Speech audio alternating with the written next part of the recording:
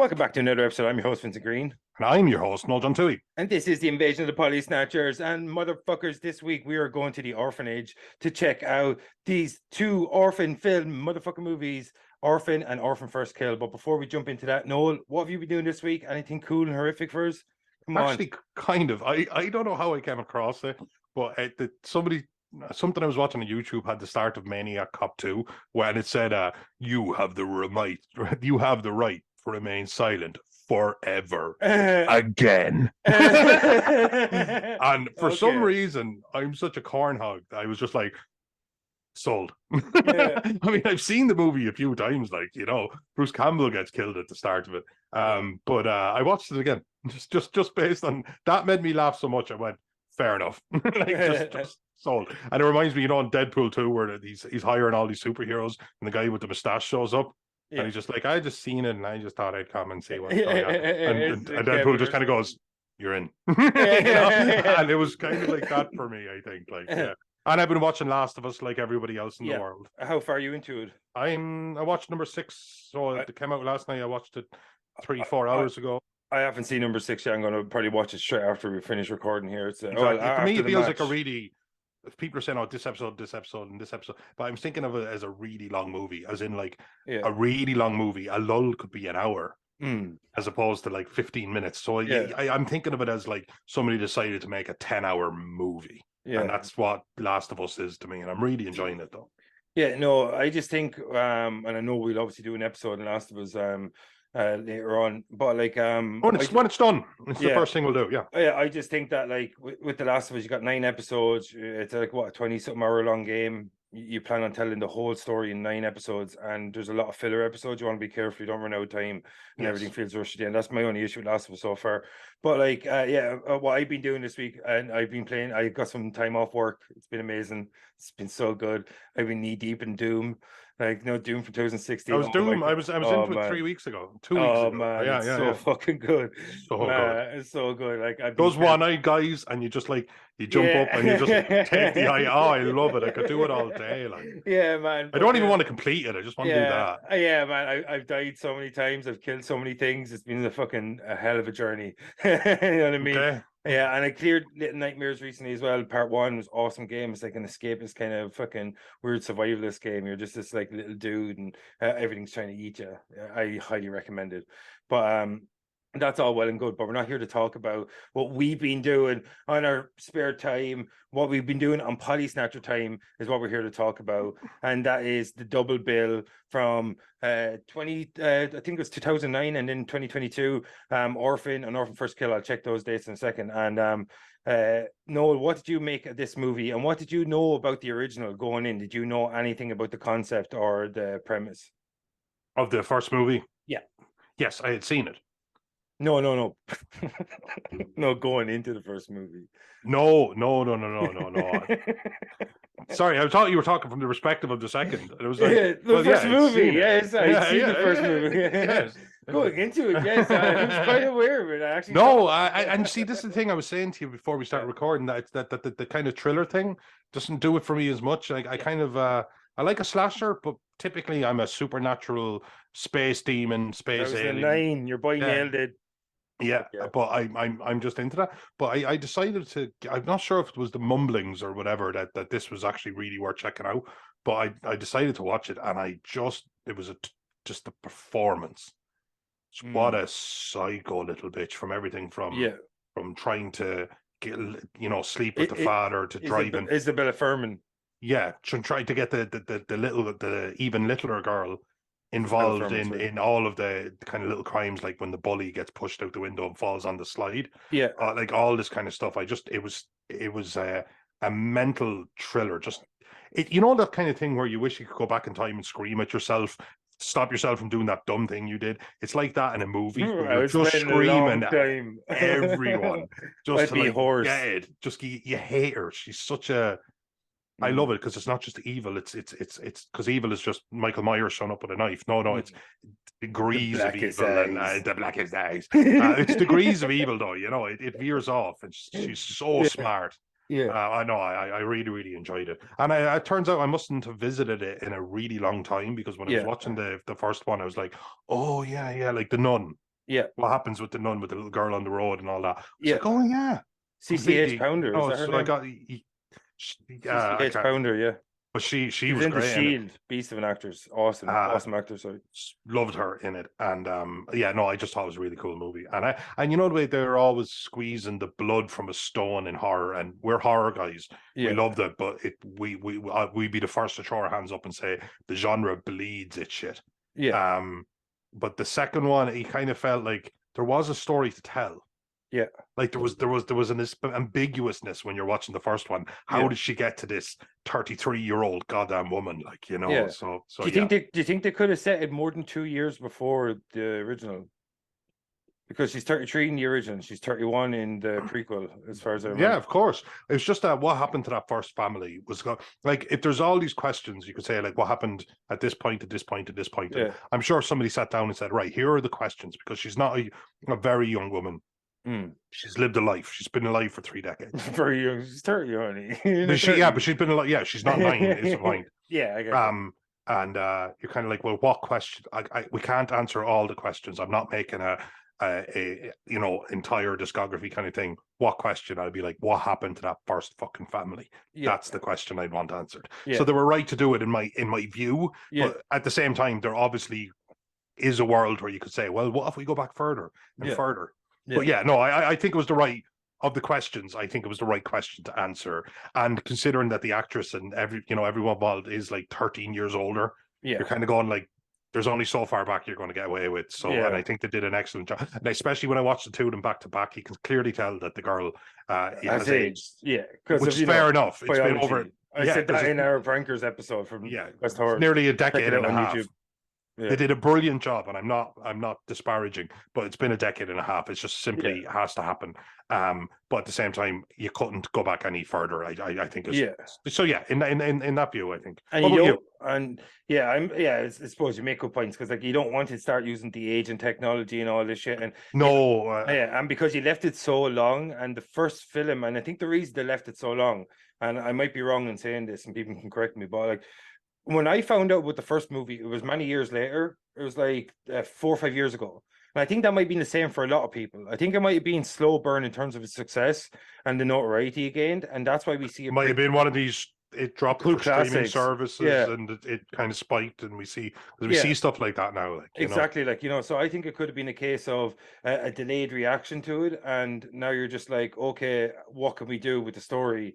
And how can we implement the same characters without getting cartoonish in terms of the age? And I think you're probably right. They're like, the furthest we can go back is here. The first family, this is literally the only story we can tell. We got a small window before she ages out of the role. So we kind of just like go for this and just go for that small window in Esther's life, because that's the only story we have left to tell. Instead of we've seen Esther at her kind of peak, for lack of better terms, in terms of her manipulation skills and the way she's like able to infiltrate families and stuff. We've seen that in the original, and now we kind of go, how was she created? What made her this way?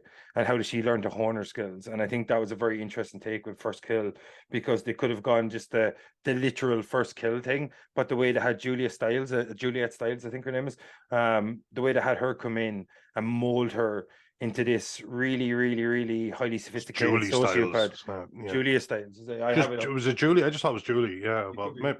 No, you're probably right, dude. Julia Stiles. Sorry. All right, fair enough. I call her Juliet, so we're both wrong. But like, so I like the way they kind of showed her progression, not her progression, but her creation, and how she was molded into this really sophisticated sociopath. Like, But she was in the when it goes back to.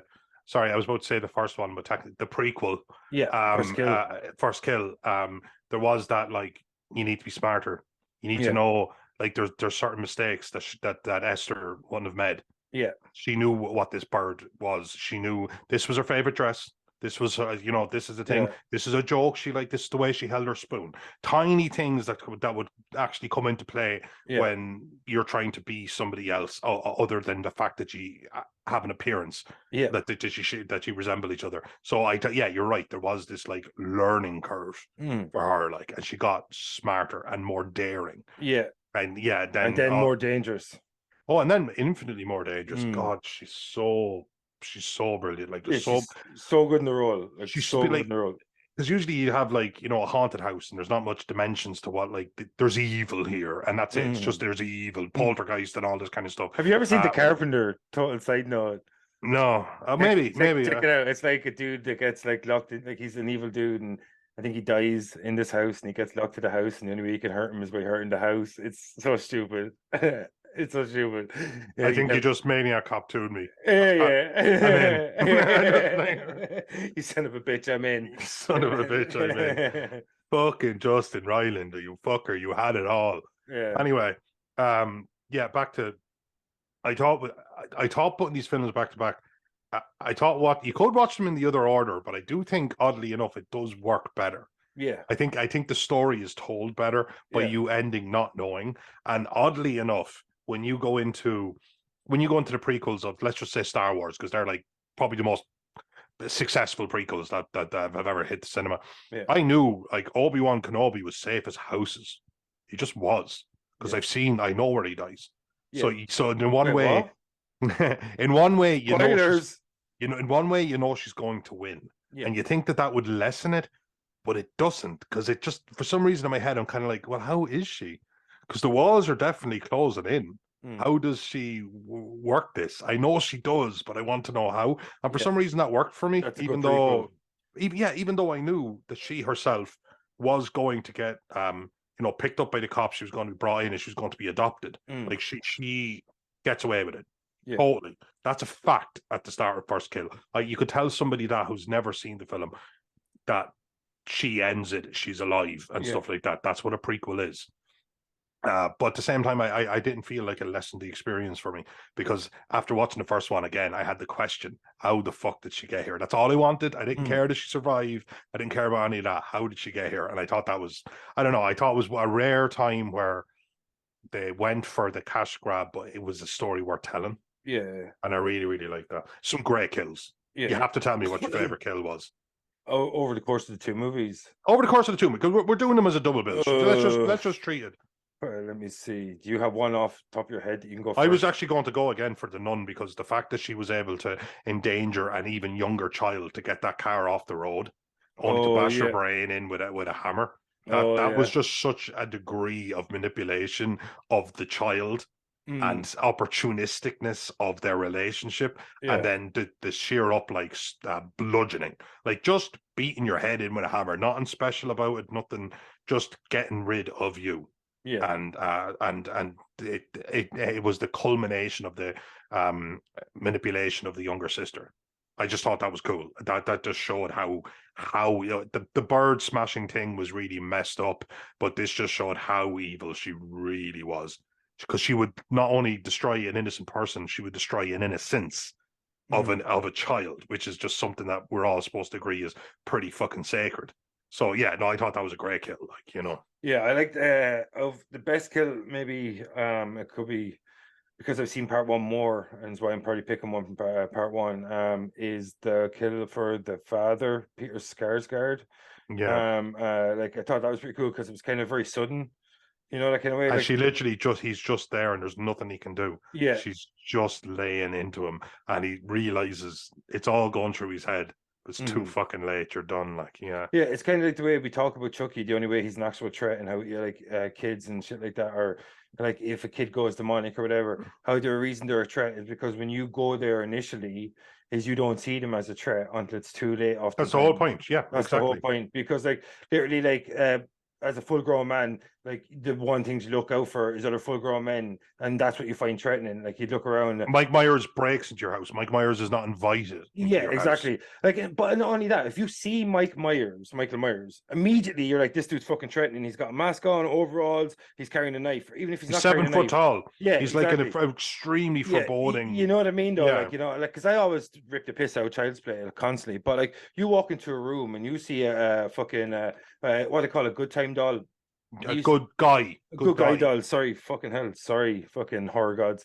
But you see a good guy doll sitting in the corner, and it's like you just pull on its cord or whatever, and it's like, "Hi, I'm Chucky. Want to play?" And you totally disarm. Friends till the end. Yeah, you know what I mean. You just turn around, you walk away, and then all of a sudden he's on your back and he's stabbing you in the fucking legs, or he cuts your Achilles tendon.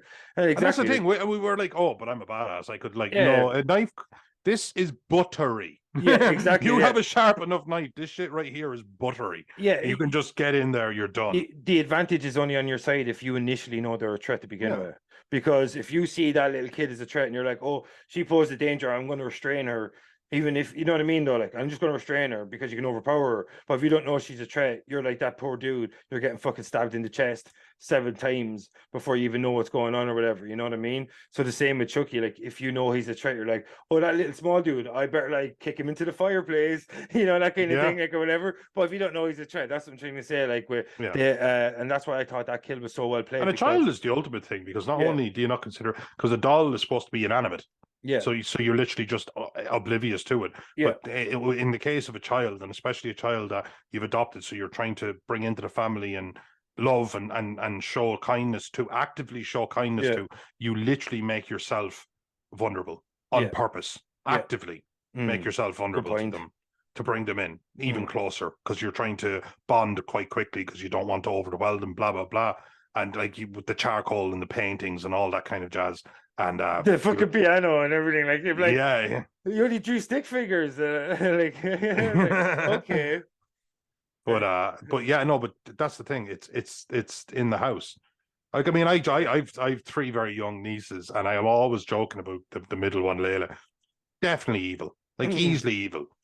Like, I went out to babysit them the other day, and she wanted to see if she could completely and totally bind me with tinsel that she had lying around. It was like the first thought that went through her head. Yeah, that's a normal thing. My kid used to do that too. Yeah, just. But you know, I was trying to shut them up. So like the tree, she got the 3 of them together, and she said, "Oh, can we put blindfold on?" She put a blindfold on, and they took off my shoe and they put my foot into a bucket of Legos, like, just into it. Yeah, just like, here, Legos, because they knew Legos hurt, but it doesn't hurt when you just place a foot in it. Yeah, dude, it's just advanced interrogation tactics. Is not. Or even like she said she told me she told the young one where the sweets were, and because they couldn't reach it, and she goes, "You can just get Noni to do it because he's easy to tell what to do." And I'm just like, I don't think I'm a good babysitter, man. I just like, here's the sugar, just take it, and like a bag of sugar, and they're just eating it with a spoon. There was a game on. I was just like, here you go. Like, Jesus Christ. Poor shame. You only get 1 beer and you have to share it. I'm being responsible. Yeah. No, but that's it. Kids, you let your guard down around. And I thought this was like. And this is the kind of kid, in air quotes, because she's actually a 30-something-year-old woman, that if you let your guard down around, it's deadly consequences, like, you know what I mean? And in this situation where she was pushed to that breaking point that she seems to tend to have, where she'll kind of withdraw within herself until she erupts, because she once again is reminded about, because she gets people and she makes them fall in love with them in a sense, but she thinks it's a sexual love, but it's not. They see it's just to them it's a bit like a paternal love, and they don't. And she views the father. You see a little girl. Yeah, exactly. So she views the father in a completely different way than her. So by the time she reveals herself, when she gets rejected, that's when she erupts, and that's when she becomes the family annihilator. And that's one thing that's so interesting about the character, because you said she's so disarming. But when she reaches her breaking point, she really does like annihilate families, like, you know what I mean? So it's like she is a mass murderer, like not just a serial killer, you know.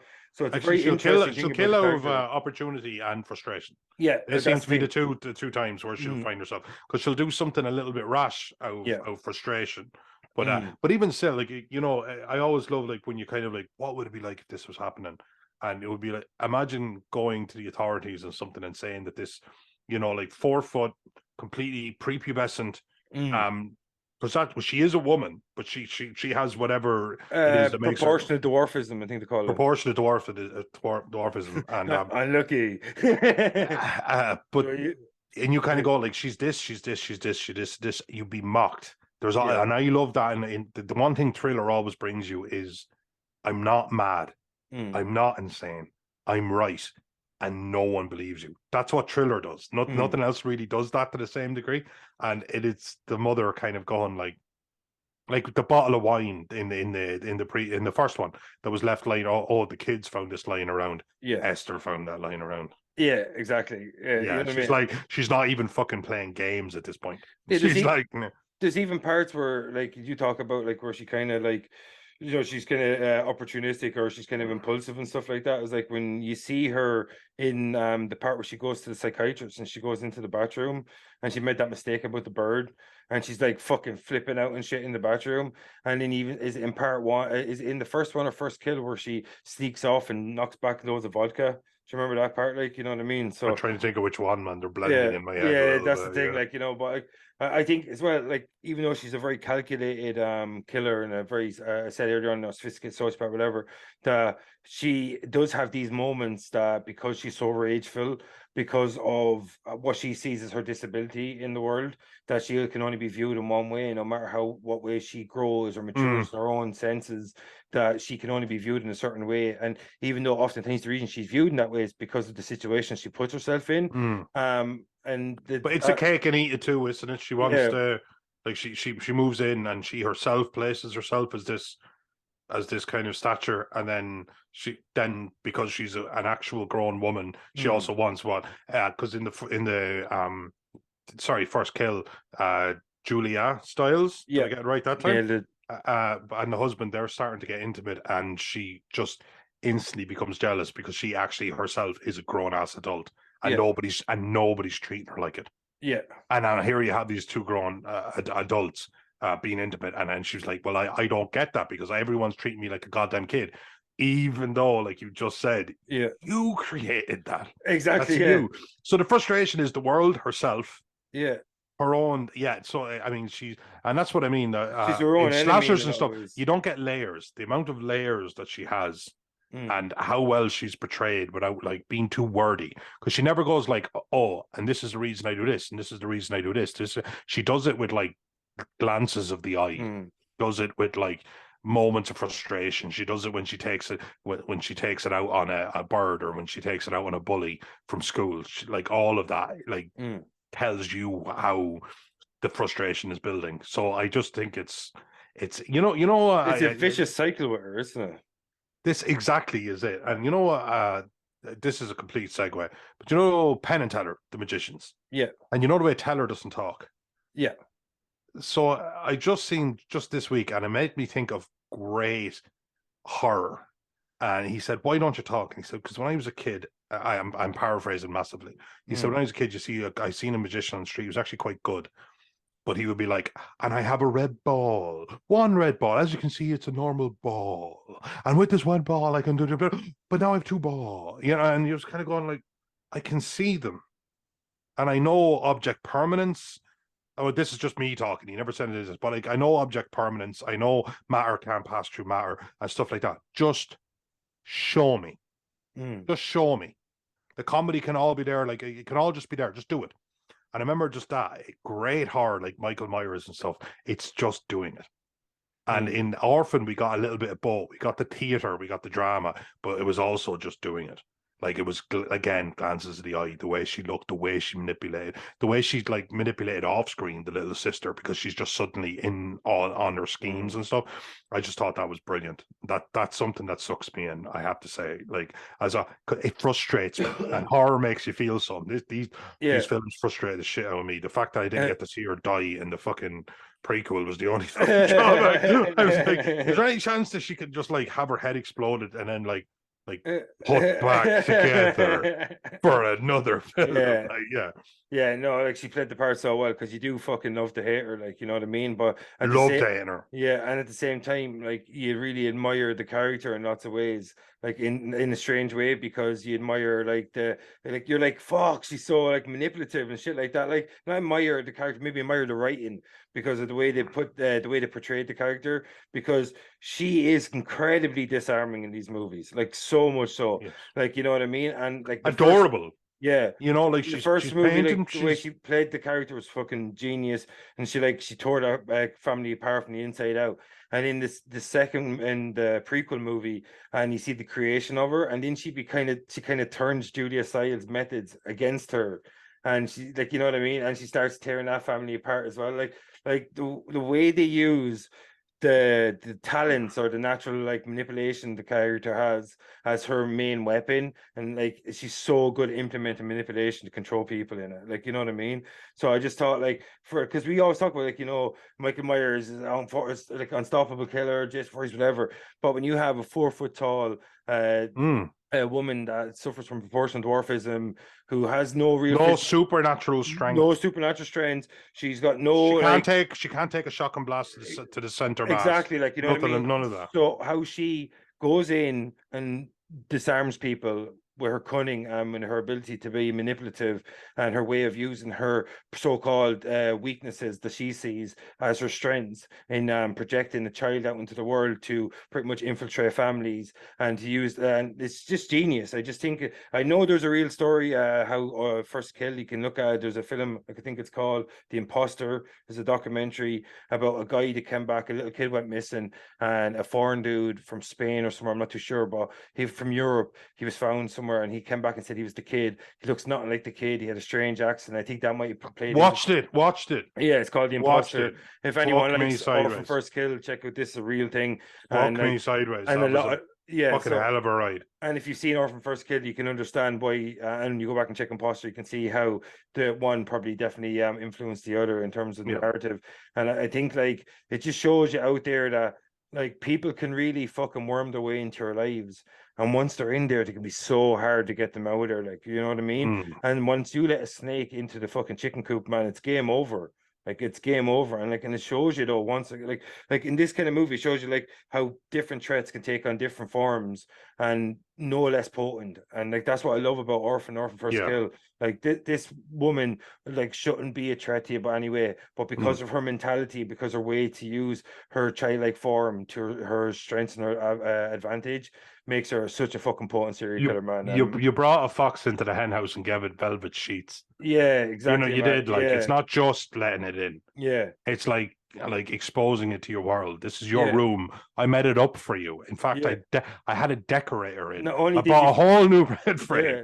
Like, this is Jason. Like, you know, First Killer, like, it's not only did you let the fox in, but you fed it, and then you taught it how to be a better fox. Oh, like, you know what I mean? Like, you know, you taught it how to fucking. That needs to go in the description. Yeah, you know what I mean? Like, and that's what I loved about First Kill, because it shows you why she's so fucking potent in the first one. Like, when you go back to First Kill, and Julia Stiles, who was obviously a sociopath herself, and she's obviously very skilled at being manipulative, and how she's able to. She's a strange character because she becomes. It's like that. It's like the brother is clearly a sociopath, but her, it's a bit like she is clearly because she can get there so easily. But at the same time, I don't know, man. I know people who will, for their kids, will go and do crazy shit. But just her actions after that, it's like it's not in the moment because it's her character. Like if you look at like how she behaves in general, like she could have said, "No, that's not Esther," but she looked at a way. Actually, no, I can get out of this because now there's no more. Oh, she made it work to her advantage. Yeah. You know, she's the one who finishes off the private investigator guy. Yeah, exactly. Yeah. And not only that, and she teaches Esther how to be Esther. Like, you know what I mean? Like, you know, that's a great scene. Yeah, that's a great dialogue scene. Yeah, the montage. Even Rocky had a montage. Montage. It's a montage. Montage. Even Rocky had a montage. Montage. Those guys need to be at gunpoint made to make comedy all the time. Have you seen the new episode of South Park? No, man, I haven't seen the new season yet. I think I'm just let it all come out. Just fuck off. Episode 2, it's like only 6 or 8 last season, so like, you know. I give a fuck. They one of them is worth $1 billion of everything else. Oh man, they're so good. I love South Park so fucking much. Love it, man. It's like one of the smartest shows that's ever been around. No, don't you make decisions for me. No. I Hashtag freedom of will. Hashtag is an illusion. But like, so we talked about what made Esther such an intriguing character. We talked about how she was able to infiltrate the families. We talked about her favorite kills. We talked about how Julia Stiles crafted her, molded her, and all these things. But what else do you think stood out for you for these two films? And why do you think, like a few years later, I know we talked about streaming services. Why do you think Orphan got a delayed sequel? And why do you think we'll see another movie, or do you think that's it now for You this don't know. franchise? It could have just been that thing of God. The words aren't coming to me. Production nightmares. Where somebody's like, "We could do this. We totally should do this," and then somebody might have thought that the moment had passed. Yeah. Because that does happen. We've seen it. We were like, "Oh, they've cast Nicolas Cage as Superman," and makes sense. it makes sense. And but then I think somebody said, "Look, we actually really should. There's a story to tell." Honestly, so 99% of a film happens. It doesn't even happen in the studio. And I do think that somebody said, "What if?" I guarantee you, because this film, like, it's like, I know the moment has passed in one way, but I guarantee you, But I don't think it had though, because like I no. think But see, that's the thing. To us horror guys, when somebody said, "You know what, they're doing it," that would create excitement, because you're absolutely flabbergasted that they're going to do it 13 years later. You're like, fuck, are they? Oh, fuck it, yeah, I'm down, because that's been like, you can think of it as the moment having passed, but an itch that never got to get scratched. Yeah. And then people kind of go, yeah, no, I want to know what happened with that first family. Again, it was a story worth telling. With I always think the inverse is that film that's just in a house showing this paranormal activity. Yeah. And it was just like, well, that was a great film, and it was really clever how we met it. Let's make 80 more. And now we're in the 80s, and now we're in the 80s, and we're going to have to use like handheld cameras, and we're going to everyone needs to be a kid, and take me to the foreshadow dimension. I don't care. I'm there for part 8 or 9. I'm here. Yeah, I know, but I'm just saying, isn't it just like they were bleeding it? They were next to the kin, whatever, going back in time, bleeding it backwards, and it didn't feel real. It didn't feel worthy. It didn't feel like it needed to be told, but this kind of did. See, Paranormal Activity 14, and it's just this dude like with one of them old school Western type cars. Yeah, and it's like somebody playing a piano, and it's all quite like, and the words come up, and it's just like, oh no, it's a ghost. It's clearly said it. Like every other movie's in 4K. And a shocked expression. Paranormal Activity has to keep going backwards with technology. It's going to be amazing. Actually, I tell you, if they get, again, the Maniac Cop 2 thing at the start of the episode, if they go so far back that it's that, I'm in. I'm just like, son of a bitch, you did It's going to cost them like $50 million just to make it look like a fucking B movie from the 50s. That's the worst. Do you ever see? This is the thing, like stuff that's meant to look like the 70s. They spend millions on it instead of just getting a goddamn camera that they would have had from the 70s, and just that does that. Like, oh man. But like, do you think there's going to be any more? Or do you think that's it? I don't. I think that I think again, Blood from a Stone, that they love to do it. Probably. If there was a movie to say, yeah, possibly. I'd like to say no, because I think they got away with this. They did, and it was a cool movie. I really, really enjoyed it. But at the same time, if they just had the common sense to just there, I think that's not the way horror works, man. Probably would have seen a trilogy if there was a movie made in the middle. This probably should have been the third Orphan movie, really. And that's called an interquel. No, you know what I mean, though. Like, I mean, like, it was made in 2009, the original, because of its delayed success. That it was really 2015, 2016. I think a lot of people really fucking started tucking into this movie and giving it the plaudits it deserves. Yeah, you made the word jump out of my head. But to give it the plaudits it deserves. And I think because of that, that's why we saw the sequel only last year. And I think like in 2009, if it really like popped when it released, that we probably would have saw a sequel in 2014, 15 at the latest. And then we probably would have seen the third one last year, you know what I mean, depending on the success of the sequel. I think that's what it is. The window was smaller than the actual 13 years in between the sequels, because a lot of people only found out about it many years later. I think so. Yeah, no, I think there's fair delay. Sorry, when you said delayed success, it kind of hammered it home for me, because you just obviously just people are just watching numbers. They don't give a shit about good, bad, indifferent. Give me a terrible movie. And streaming wasn't really a thing in 2009. Streaming, exactly. And so somebody was just saying, shit, actually, now that I've said it, we are making our money. This Yeah. is viable. So yeah, there is that kind of like cold hard cash aspect. Yeah, throw it on And then there Peacock is or whatever, you know. yeah, then there is that, just the fact that people were hungry because she was, but this is just the actress doing such a goddamn good job. How did she get to that? Yeah. Because there was just a monster, a clever, Mm. conniving monster on the Yeah. loose in the 2009 movie. Fantastic movie. Anything else you want to say before we get the fuck out of here? No, man, I think we covered it pretty well. Like, you know, like the one thing I really like about this movie is like Esther and Isabelle Furhmann. Like, as we said, she's incredibly sophisticated in how she disarms people, and she's so effective in how she murders people and uses her weaknesses or perceived weaknesses to her strengths. And I think like when you can do that with a character and make someone that seems so weak, like such a potent threat. I think it's clever writing, it's clever storytelling, and it's really good acting on her behalf. Noel's having a little bit of technical difficulties, but he's back now. It's all good. Do not adjust your television sets. But like, yeah, no. So that for me, I just think like the way they implemented the character couldn't have been done any better for me over the two movies, and No. the two stories they decided to tell were very well told stories, and they were very and both stories had merit in telling the development of the character. 100%. Yeah, not a wasted minute in both movies. No, there wasn't. There really wasn't. And even the lulls with the dialogue, you want their entire mindscape becomes so interesting. Yeah, that you're still in. You're just hooked. Yeah, exactly. It's a fascinating story about fascinating characters, and that's the best thing I can say about Orphan First Kill. So, all right, folks, fuck out here. Let's get the fuck out of here. I'm your host, Vincent Green. And I am the other guy, Noel, I think. Oh, Jesus, he's such a drama queen. Right, this is Invasion Potty Snatchers. That was Orphan. That was Orphan First Kill. See you next time, motherfuckers. Don't be letting people in your house you don't know. Peace. Peace.